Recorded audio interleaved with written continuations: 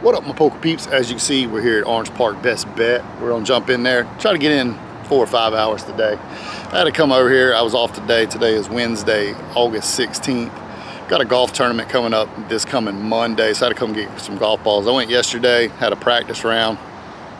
I'm a terrible golfer, so I lost a bunch of golf balls, but you know what? We tore the glove yesterday, got rained on, so what we're gonna do is we're gonna buy a brand new glove, brand new golf balls. We're gonna show up at this golf tournament, charity golf tournament, and look like we know what we're doing.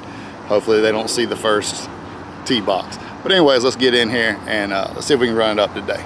All right, y'all. What up, my poker peeps? It's the Hatter. All right, y'all. As y'all can see from the intro, I played at Best Bet. I'm actually going to go over 2 sessions that I played at Best Bet. And as you saw in the thumbnail probably, I'm also going to give 5 recreational poker tips that definitely helped me with my game, and 5 things you must be able to master to even become a winning player, in my humble opinion. But let's go back to Best Bet here for just a second. I reached out to them trying to get access to film at the tables. I want to say the management was really cool with me, the card room managers and everything. They say that there's a corporate policy of no filming. So hopefully I can get that worked out. If anyone that watches this vlog, I mean, I'm a small fish in the vlogging world, but I know there's some big names that are a lot bigger than me in Florida. Lexo Poker's one of them. Kyle Fischel is another one. And then you got your big names that I've went over and we all know. If any of them can reach out to me and maybe give me the right angle to try to persuade them, I would love to bring the action from the tables to my vlog. So that is something I'm working on. And I really do believe that the card manager that I spoke with, who is surprisingly a poker guy, which is super exciting. He knew a lot about the poker community. He's just not a guy in a suit that's making decisions that doesn't know the poker community. So that has been a blessing. So I'm gonna reach back out to him this week and kind of talk to him some more about it. Maybe I have an idea of where he could go to corporate and maybe make it sound better. But like I said, we're gonna go over 2 sessions here and give my 5 recreational tips. So let's jump right into it, y'all. All right, let's talk about the first session. It was on Wednesday, August 16th. We went to the Orange Park Best Bet and we played 3 hours and 15 minutes. And as you can see, we booked $169 profit. Now, while we're looking at these stats, I want to go ahead and let you know tip 5 and tip number 4. Tip 5 is table image. This is something you really need to think about. You need to think about how other people see you. There's a couple of different ways I look at table image. One is how I see the other players, how they see me. And overall, I like to be good for the game. And yeah, I wear a big hat, and anyone that gets to play with me will know that I'm probably going to buy a drink or 2 for the table, and we're just going to have a good time. The reason I do this is for a lot of reasons. Poker ain't always the easiest games. And if people are coming up there as recreational players like myself, I want to be entertained. Like, if I'm coming out there with $200 of my hard-earned money to play 2-2, if I lose, I want to at least be having a good time. So think about that. Be good for the game. You don't have to buy drinks for everybody or stuff like that, but cut up with them, have fun, make it a fun environment. Also, that helps you get paid because they don't mind paying off someone they like. If they don't like you, they're more or less likely to give you action. So just think about that. That's tip number 5. Think about your table image. All right, tip number 4. This one right here is don't be scared to be bluffed. Don't worry about being bluffed. I think a lot of people, you get this disease of, I got to see it. I got to see it. Don't be that person. You want people bluffing you. And the reason I say that is if they get a bluff through, they're more likely to do it again when you actually have a good, strong hand to call. So don't worry about being bluffed. Actually, you want them bluffing. And if they get you on just a bluff and they show it to you, don't get mad. Put it in the Rolodex. And next time they do it, knock them in the head. So that's the thing you got to think about. Don't let your ego get in the way, and you got to see it, and you're worried about being bluffed. You want people bluffing you. That's how you get paid and catch people. So that'd be tip number 4. And it's really hard for a recreational player because we got to see the cards, see if they're bluffing us, and we don't want to get bluffed because we feel like it's embarrassing. No, you want people bluffing you. So that's tip number 4, y'all. Sounds simple, but it's a big thing.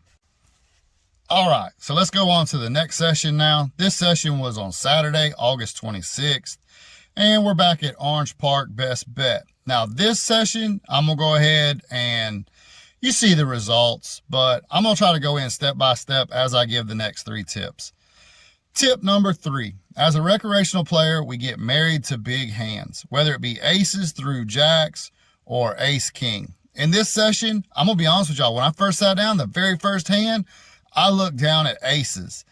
Do you know how crazy that is? You see me walk in with this big goofy hat. I sit at the table. Everybody's staring at the hat. What's up with this dude? And a dude opens the 5, because that's what they like to do at 2-2. And I look down at aces, and I'm like, the guy says, I make it 5. I say, well, I make it 20. Trying to be fun and let them think something's going on. Now, Hal, if Hal ever sees this, Hal's a regular up there. He goes ahead and opens shoves for 70. And I'm like, oh man, Hal got a big hand. So it folds around to me. Of course, I'm going to snap call it. And unfortunately, Hal had kings and the board runs out clean. So on this day, I got off to a great start. But after that, I got kings. I 3-bet. An ace came on the flop. A guy open shoved. I have to let that go. A little bit later, I get queens. I 3-bet. Ace on the flop. Guy open shoves. If they knew my style, they would be checking them hands to me because I'm going to c-bet them boards a lot. But at 2-2, they spike the ace. They're just going with it. And like I said, big tip. You can't fall in love with ace king and you cannot fall in love with them pocket pairs. Used to, I would be stubborn and I'd call with kings and he'd show me some ace 10 suited or whatever and I'd lose a big pot. Not no more. I've learned my lesson. So tip 3, don't overplay just single pair hands. Yeah, aces, kings, queens, they look so pretty. Ace, king, but don't lose a stack being stubborn with them. Don't marry them, just date them. All right, y'all. So let's go on to tip 2 and tip 1. And it kind of goes in hand to hand with how this session went. So as I told you, I started off great, but I caught the kings and the queens and I 3-bet and I start losing money there. And then I get ace king. As I go, we can refer back to tip number 3. This one, it was an interesting hand. I end up getting ace king and I 3-bet pre, guy calls, and the flop comes ace 10 9. So that's a pretty good flop for me.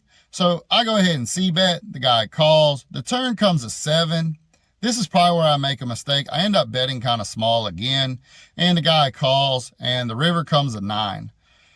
And he open shoves. And at this point, I'm thinking, the problem is the pot was over I think the pot was like 150 and he shoves for like 75. So it's only a half size pot bet. And I'm kind of twisted here.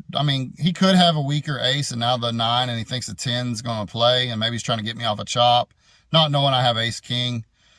But I'm wondering if he has some type of 9. And finally I end up just making the crying call and he actually makes a lot of sense. He had 9-8. So he gets open-ended on the turn, and I end up losing big there, and I end up getting buried. After that, and this is where we're going to go into tip 2 and tip 1.